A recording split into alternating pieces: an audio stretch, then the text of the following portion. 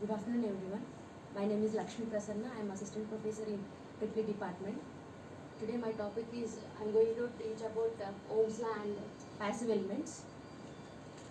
Ohm's law at constant temperature, it is a law and it is going to very useful in the electrical system and electrical elements. Where it will available means at constant temperature only Ohm's law will be constant temperature and pressure only, there only Ohm's law will be applicable. Ohm's law is at constant temperature, the current passing through that the current passing through that element is directly proportional to the voltage. That proportionality constant can be replaced with the resistance. The equation, if you write the equation, it will be I equal to V by R. Next, here we solve some problem here. In the first problem, we connected one voltage source to the resistor. Then how to calculate the current with that? Here we are saying that constant temperature. I mean assuming that this circuit is in the constant temperature. So we are going to put that formula I equal to V by R. What is the voltage source they given? They given 20 volts and resistance is 5 ohms. If you replace that, we will get the current as 4 amperes. Next, and what are the limitations for the Ohm's law? Limitations for the Ohm's law are where there is no constant temperature, there Ohm's law will be not applicable. And one more thing, it is not applicable for the semiconductor devices. That say example diode, transistors, there Ohm's law will be not applicable.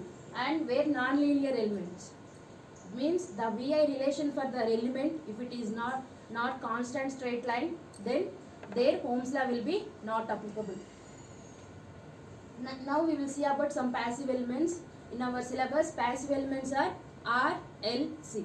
What is the R? R represents the resistance. Resistance is, it will be look like this. It will have cross-sectional area and the length will also be,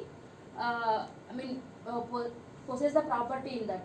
Cross-sectional area will be A and it will be resistivity of the material will be denoted with rho.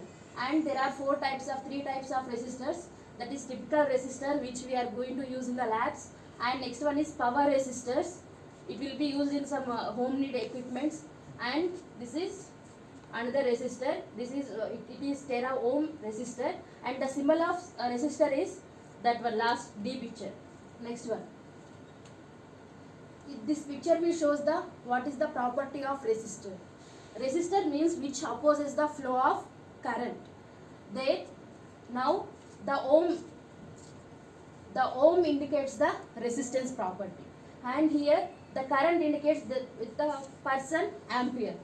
The ohm is try to stop the ampere, but voltage is pushing that ampere to flow in the circuit. That's why the resistance means this picture will animate that one. Resistance is which opposes the flow of current. And we will see the connections in the resistor, how we are going to connect. First one, series connection and parallel connection.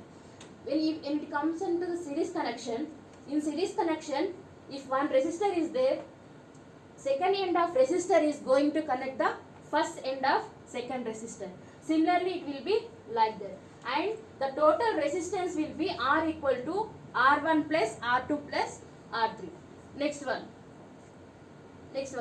And next, if resistors are connected in parallel, means that in parallel connection, first end of two resistors will be connected to one point, second end of resistors will be connected at another point, and that one will be given to the source. This type of connection is called parallel connection. For the parallel connection, how to find out the total resistance?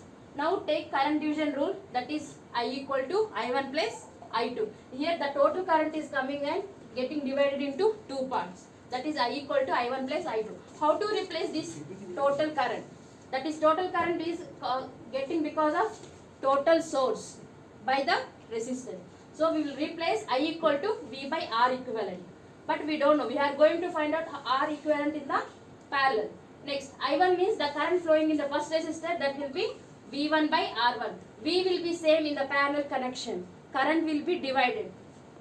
Next, I1 will be V by R1. For the I2, again, this voltage will be applicable here, V by R2.